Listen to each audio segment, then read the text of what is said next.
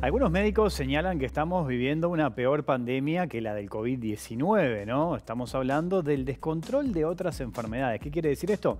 Que por ocuparnos del COVID-19 descuidamos otras enfermedades y en ese sentido cabe preguntarse, por ejemplo, qué impacto tuvo la pandemia en el control y la detección del cáncer, ¿no? ¿Qué pasó con las consultas?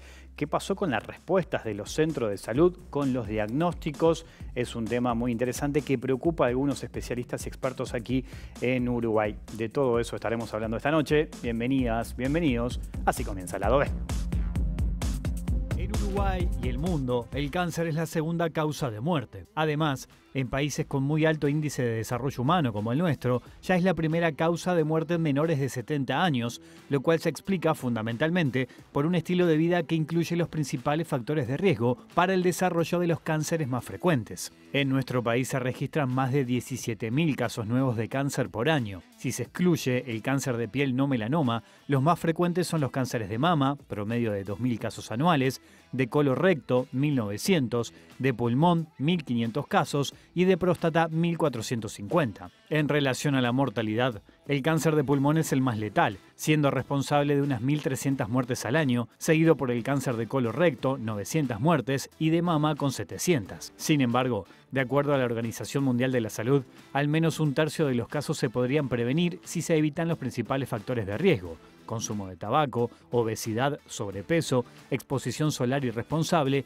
y consumo nocivo de alcohol, y si se evita el sedentarismo, a lo que se agrega estar vacunado, HPV, hepatitis B, y realizar una consulta médica periódica de acuerdo a la edad, antecedentes personales y familiares. También se recomiendan los estudios necesarios para la detección temprana: mamografía, PAP, test de detección de sangre oculta en heces, entre otros. Existe preocupación en los especialistas por el impacto que generó la pandemia de COVID en el control del cáncer. En ese sentido, la priorización de COVID-19 y las medidas implementadas por los países a nivel general, en particular el distanciamiento físico y en el funcionamiento de los prestadores de salud, implicaron posponer estudios de tamizaje, consultas presenciales y estudios de control, así como cambios en el manejo terapéutico a fin de evitar tratamientos con riesgo de complicaciones infecciosas y que requieran cuidados críticos.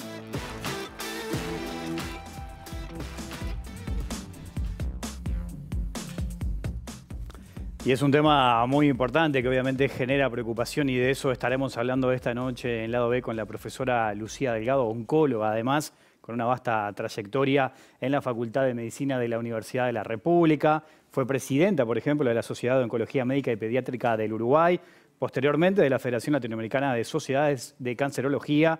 También presidió el Fondo Nacional de Recursos y dirigió el Programa Nacional de Control de Cáncer del Ministerio de Salud Pública. Actualmente es la presidenta del Colegio Médico del Uruguay.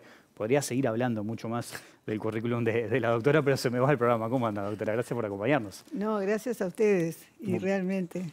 Bueno, es un tema que genera preocupación. A modo de titular, ya vamos a ir profundizando en algunos aspectos, pero si le pregunto cuál es el impacto de la pandemia en este tema, ¿qué me podría decir? Que es muy importante. No hay que olvidarse que la pandemia sigue sin ser la primera causa de muerte en el mundo, siguen siendo las enfermedades no transmisibles, el cáncer sigue siendo la segunda causa de muerte, pero ya en muchos países desde hace décadas es la primera causa de muerte, y en 48 países, incluido Uruguay, que son países con mayor índice de desarrollo humano, mayor expectativa de vida y un estilo de vida que incluye factores de riesgo para varias enfermedades no transmisibles, incluido el cáncer, en esos 48 países, incluido Uruguay, el cáncer ya es, desde hace más de un año, la primera causa de muerte antes de los 70 años. De eso estamos hablando. ¿Y qué pasó con la pandemia? Resumido así en una frase, en el mundo sucedió en distinto grado, de acuerdo a los países, ¿verdad? Las políticas públicas que desarrollaron en paralelo al control de la pandemia o que no desarrollaron. Lo que pasa es que durante la pandemia, lógicamente, el tener que ocuparse de controlar la pandemia infecciosa llevó a que no se pudiera mantener las consultas presenciales en la misma proporción, ¿verdad? Se redujeron, se pospusieron consultas presenciales, se pospusieron estudios para la detección temprana de cáncer.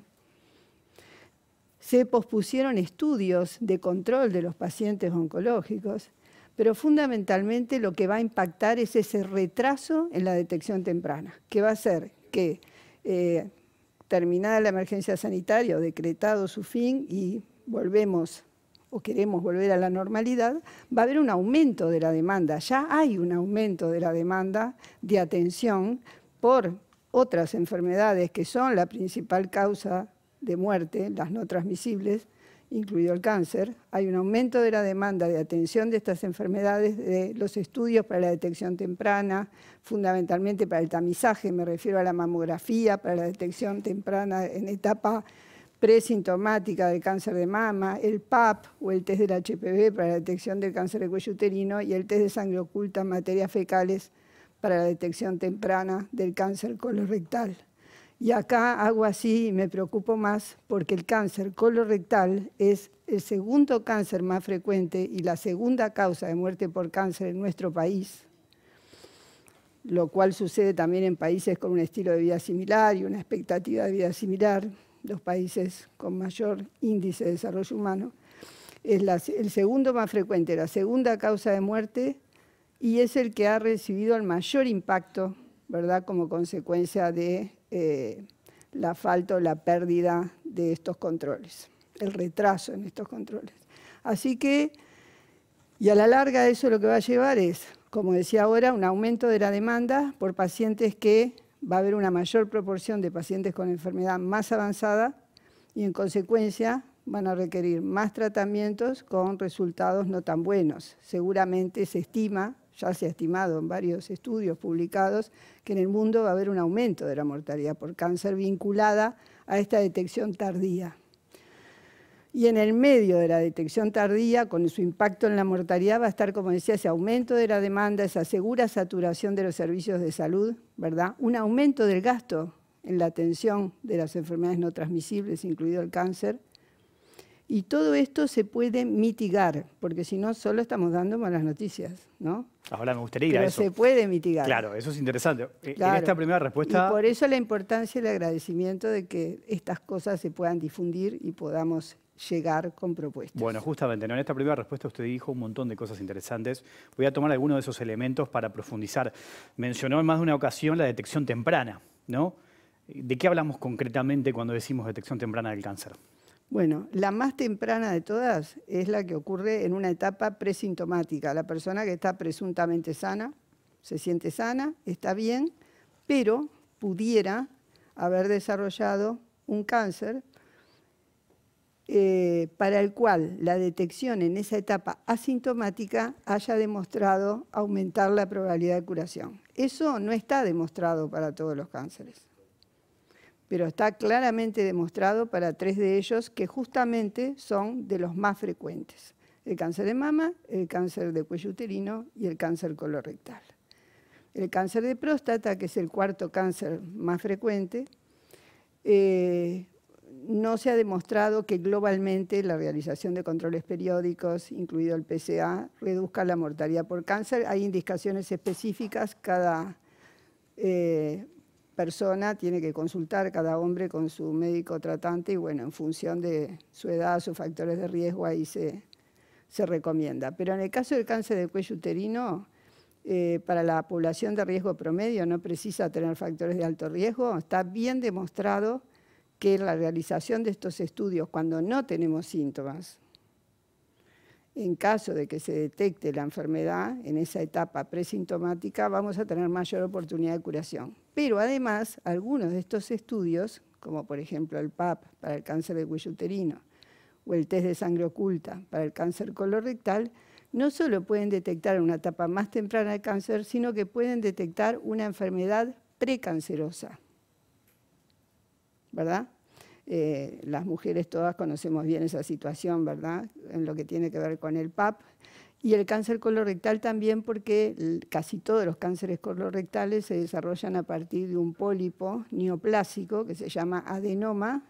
Cuando los pólipos, los adenomas, son relativamente grandes y tienen alguna alteración que no llega a ser cancerosa, el riesgo que se desarrolle un cáncer es muy alto y la detección de ese adenoma, de ese pólipo neoplásico y su resección evita el desarrollo de ese cáncer. Lo mismo que ocurre con el PAP y la detección de lesiones in situ o precancerosas en el cáncer de cuello uterino. O sea que el impacto está bien demostrado, no hay ninguna duda. Pero la pandemia no solo afectó la realización de estos estudios, se redujeron enormemente. Quiero un poco el pantallazo general primero. Se redujeron mucho, ¿por qué?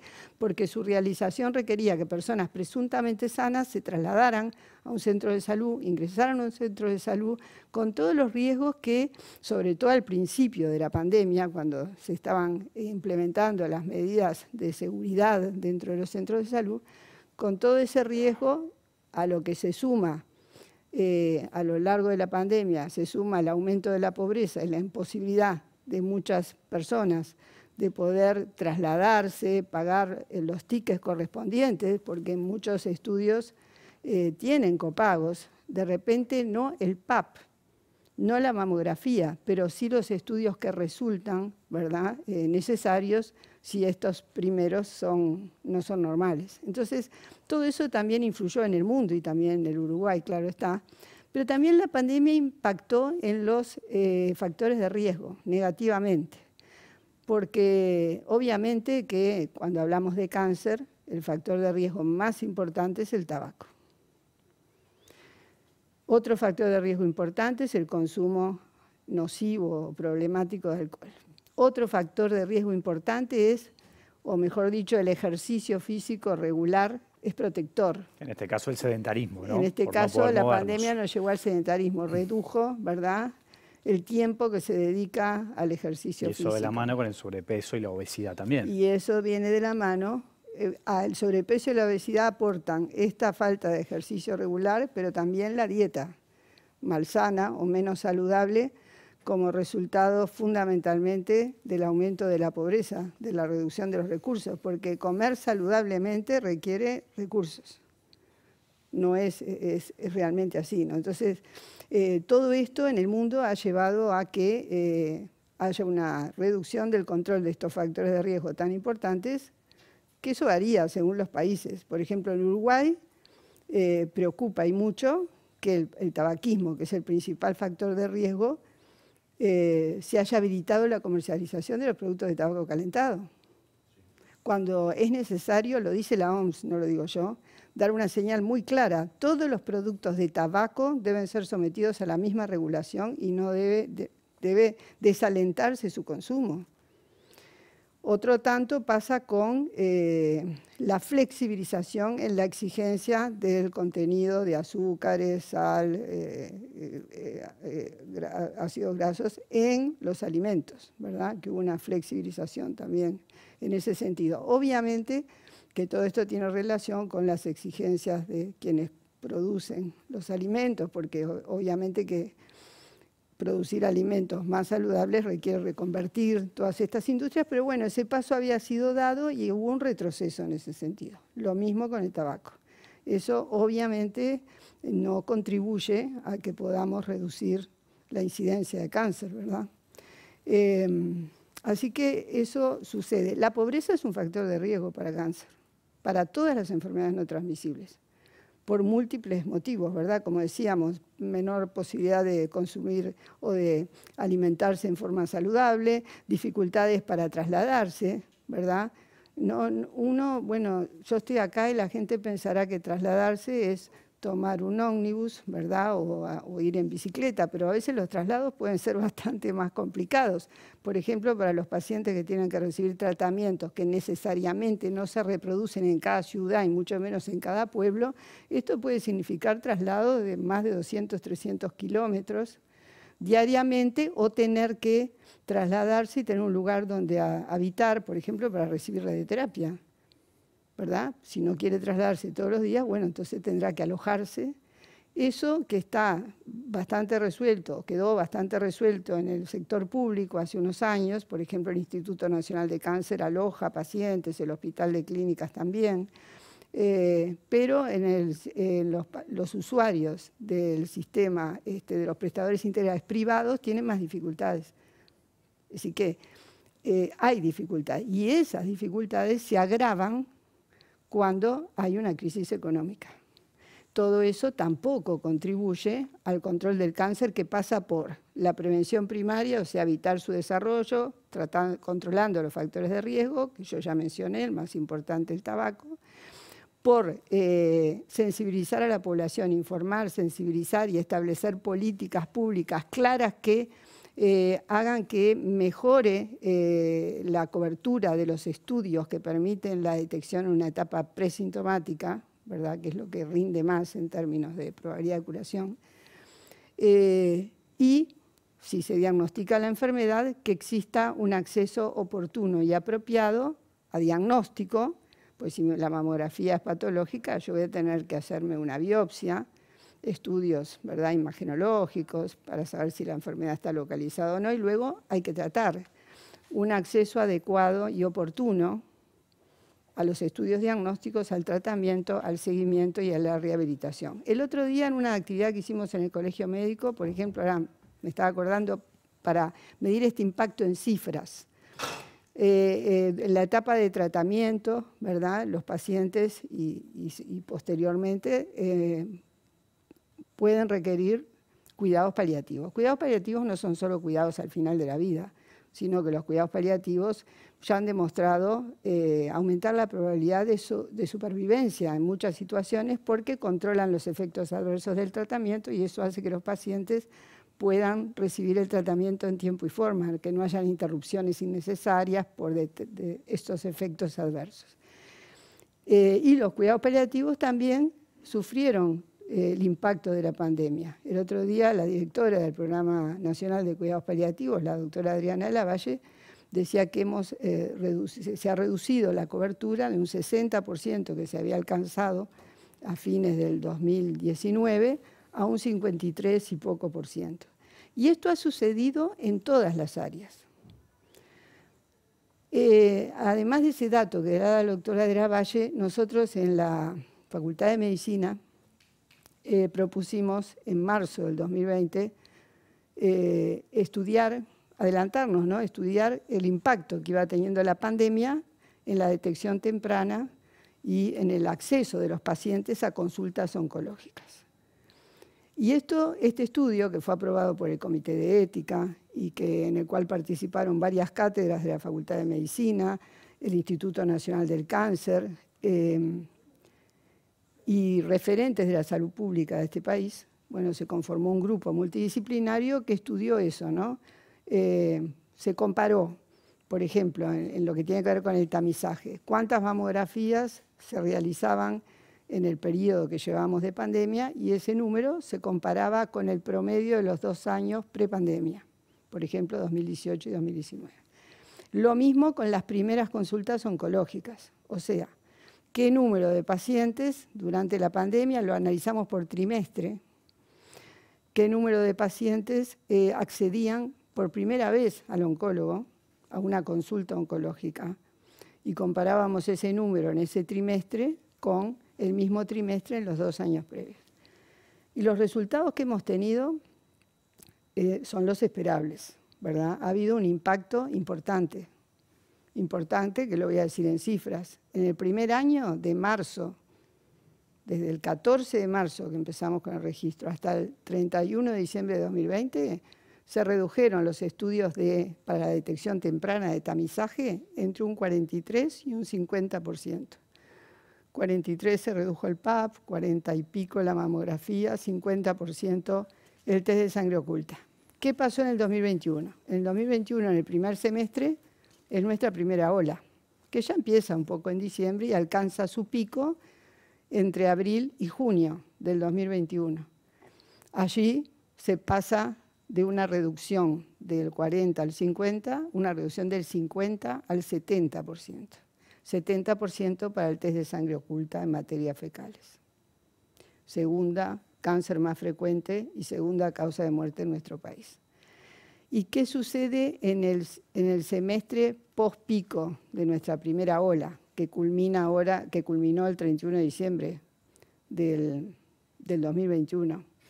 Esperábamos una recuperación mayor a la que se observó en la mamografía y en el test de sangre oculta. El PAP logró alcanzar niveles prepandemia. Hubo una recuperación, es una buena noticia. Quiere decir que hubo un retraso en los PAP, una reducción de la cobertura que duró más de un año, pero en el último semestre se corrigió. Alguien se podrá preguntar, ¿y esa reducción de la cobertura del PAP durante casi un año y medio, 18 meses, ¿verdad? Desde marzo del 2020 hasta 30 de junio del 2021.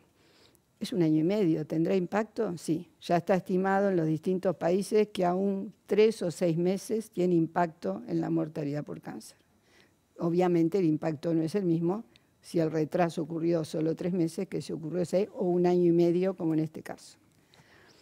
Hay que recordar que el cáncer de cuello uterino no es el más frecuente, pero es el que tiene la mayor mortalidad temprana en personas jóvenes. Afecta a mujeres jóvenes, ¿verdad? Y tiene la distribución de la mortalidad es exactamente la opuesta que el cáncer de colon, donde predomina después de los 50 años el cáncer de cuello uterino antes. De manera que es una enfermedad que preocupa indudablemente y que no debería existir, porque muchos países antes de la vacuna para el HPV ya lo habían controlado simplemente con el PAP, que como digo puede detectar la enfermedad precancerosa también. Ahora, doctora, queda claro lo de las consultas, la importancia de la consulta médica, ¿no? Pero seguramente la gente que nos está mirando puede decir, sí, yo quiero consultar al médico, pero cuando llamo capaz que no encuentro fecha, no día y hora, o capaz que me dan para dentro de, vaya a saber, 1, 2 o 3 meses. ¿Qué pasa con eso? Ahí va. Antes de eso quiero decir que el PAP se recuperó ahora, duró un año y medio el retraso, pero con la mamografía no hubo recuperación. Y con el test de sangre oculta hubo una caída mayor. Yo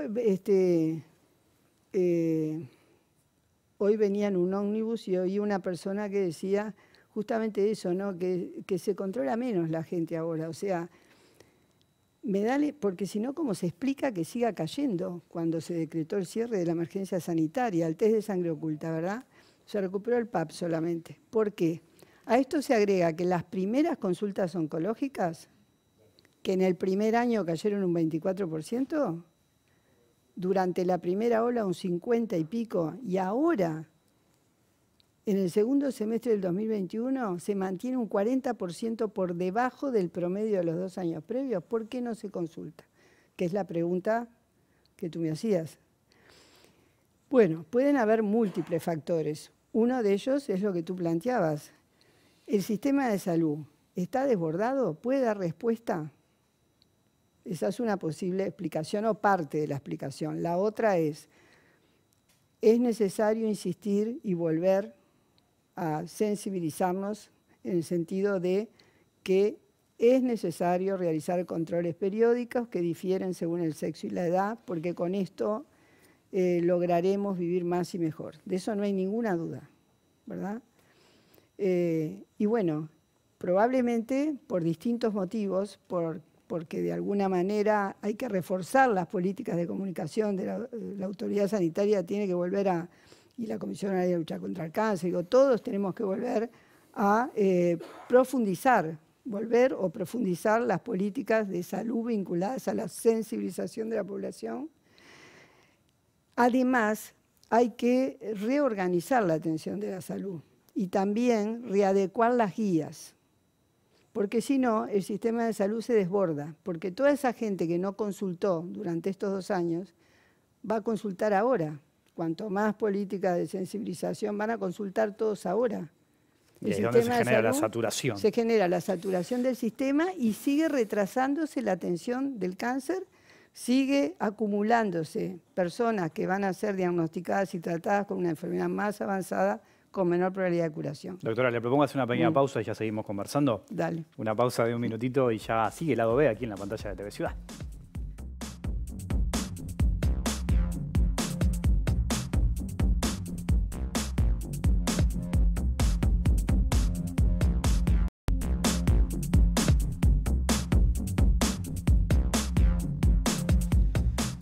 Seguimos en vivo aquí en Lado B, en la pantalla de TV Ciudad, charlando con la doctora Lucía Delgado, oncóloga, hablando de esta situación, ¿no? Del impacto del COVID en la detección del cáncer. Hace un tiempo, doctora, tuvimos una noticia que la dio el propio expresidente Tabaré Vázquez cuando anunció que tenía cáncer.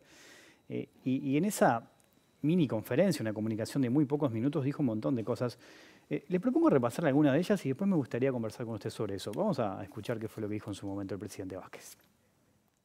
en un estudio tomográfico se me comprobó la existencia de un nódulo pulmonar derecho con características muy firmes de que se puede tratar de un proceso maligno. Tanto los procedimientos diagnósticos como los eventuales tratamientos que tenga que realizar, los voy a hacer todos aquí en mi país, porque tenemos un cuerpo médico de excelencia, tecnología de primera avanzada, instituciones acordes a lo que se necesitan en situaciones como estas, que no nos colocan como país, orgullosamente lo podemos decir, dentro de los primeros países del mundo en asistencia médica.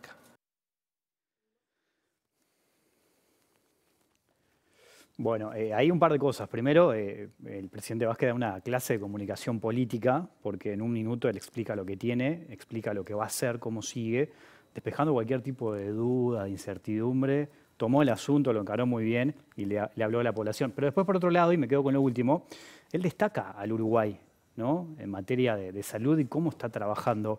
Y tomo eso para preguntarle en ese sentido, ¿cómo estamos parados? ¿Cuál es la respuesta que hoy tiene el Ministerio? ¿Qué es lo que se puede esperar del Uruguay en ese sentido? Bueno, el Uruguay antes de la pandemia estaba muy bien parado. Sí, por supuesto que faltaban muchas cosas, pero estaba muy bien parado. El país venía asistiendo a una reducción de la mortalidad por cáncer sostenida, ¿verdad?, importante en ambos sexos. Y además, no hay que olvidarse que durante los últimos 20 años aparece la reforma de la salud, que incluye la creación del Programa Nacional. En el 2005 recién se crea el Programa Nacional de Control del Tabaco, del tabaquismo. Lo crea justamente el presidente Tabaré Vázquez en su primera presidencia. En el 2005 se crea el Programa Nacional de Control del Cáncer. Bueno, luego todas las políticas anti-tabaco. También hay acciones para favorecer la detección temprana. Bueno, en la prevención, además del tabaco, ya sabemos, ¿no?, todo lo que se ha hecho en materia de promover una alimentación saludable, el ejercicio, más de 500, entre otras acciones, aparatos para hacer ejercicio instalados en todo el país. Bueno, pero también en términos de detección temprana, no hay que olvidarse que el programa de detección temprana del cáncer colorectal, como un programa de tamizaje organizado, se instala en el 2017. Ya veníamos con todas las acciones del test de sangre oculta, pero ahí aparece como un programa. Un programa requiere registrar todos los datos, analizar resultados e ir ajustando, entre otras cosas. No es solamente recomendar que se haga el estudio. En lo que tiene que ver con tratamientos, por primera vez en la historia del país, entre el 2015 y el 2016, 17, entre el 2010 y el 2015, se establece la gratuidad de los tratamientos de quimioterapia, hormonoterapia y radioterapia, que en ese momento eso es muy importante. Antes yo, como oncóloga, veía pacientes acá en Montevideo que no podían pagar todos los tickets para hacerse una quimioterapia. Entonces, no es un tema menor. Quiere decir que hubo una reforma de la salud que buscó mejorar el acceso, reducir las inequidades y mejorar el control de las enfermedades más prevalentes, que son la principal causa de muerte y mortalidad, como son las no transmisibles, dentro de las cuales está el cáncer. Después lo que dijo que se iba a tratar acá. Bueno, eso es así, o sea, en el Uruguay tenemos un sistema de salud integrado, tenemos excelentes profesionales en lo que tiene que ver con cáncer. Somos un modelo para muchos países de la región.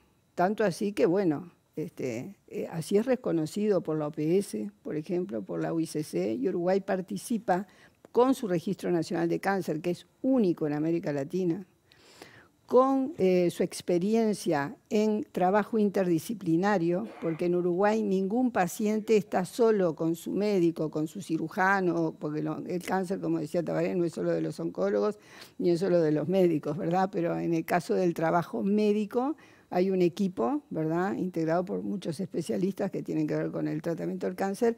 Y en Uruguay hay una experiencia muy importante de trabajo interdisciplinario. Prácticamente todas las instituciones tienen comité de tumores. Se desarrollaron los cuidados paliativos también en los últimos años, pasando de una cobertura muy baja a una cobertura del 60% hasta antes de la pandemia. Es decir, todo eso hace que en Uruguay, salvo que se trate de recibir un tratamiento que requiera equipamiento o un entrenamiento que por la baja frecuencia de la patología no es posible en Uruguay, salvo en esos casos que son casos que no son los más frecuentes, ¿verdad? Situaciones específicas, cualquier persona puede recibir, puede realizarse un diagnóstico y un tratamiento apropiados de acuerdo a las recomendaciones internacionales basadas en evidencia. Que a veces falte algún medicamento de alto precio, de los que han sido recientemente desarrollados, sí, pero la mayoría de los que han demostrado un impacto significativo están incorporados al Fondo Nacional de Recursos. Y también la incorporación de medicamentos de alto precio para cáncer se realiza a partir del año 2005. Quiere decir que Tabaré conocía bien la radioterapia, por ejemplo. Se ha hablado mucho que la radioterapia en este país mejor irradia en otro país. Pero los datos que nosotros tenemos no muestran eso. Por ejemplo, desde la Cátedra de Oncología Clínica, nosotros realizamos el análisis de la supervivencia de todas las pacientes con cáncer de mama que recibieron un medicamento que provee el Fondo Nacional de Recursos. 10.000 pacientes. ¿Qué resultados hubo esas pacientes con cáncer de mama en términos de supervivencia? Los mismos que en los estudios clínicos que demostraron el beneficio de esos tratamientos. Es decir, que los resultados obtenidos en el mejor escenario, que es un estudio clínico randomizado de los que se realizan en los países centrales.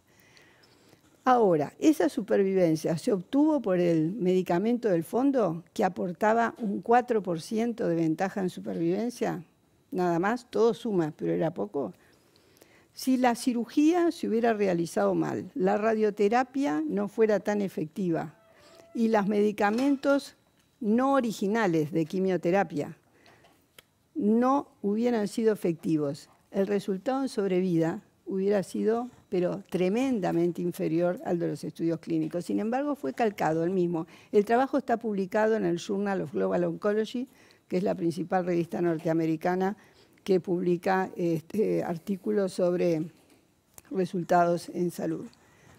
Se publicó en el año 2020, con toda la casuística del fondo. No es el único caso, el Fondo Nacional de Recursos también ha publicado con los colegas de hematología y otras disciplinas, y los resultados siempre son calcados de los estudios clínicos.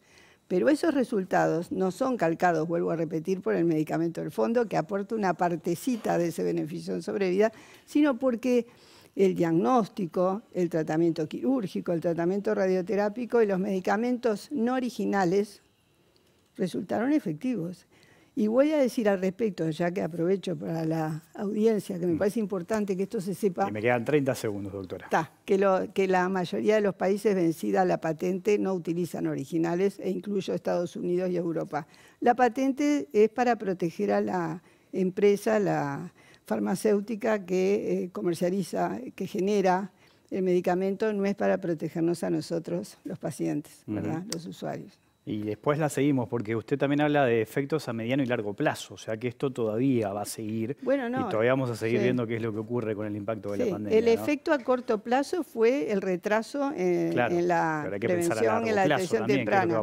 A mediano plazo lo que va a haber es un aumento, seguramente un aumento de la mortalidad por este retraso y este aumento que va a haber en las etapas más avanzadas. Lo más importante es implementar medidas para mitigar. Todavía estamos a tiempo de mitigar un retraso mayor, ¿verdad? Reorganizar la salud de tal manera, rehacer las guías, adaptarlas a esta situación de sobrecarga del sistema. Eso es muy importante y bueno, la idea es trabajar juntos y seguir aportando. Doctora, le agradezco mucho su tiempo y su visita. No, gracias a ustedes. Nosotros nos vamos, se viene en minutos nada más la letra chica. Volvemos mañana en vivo a las 20 horas. Que pasen bien. Chao.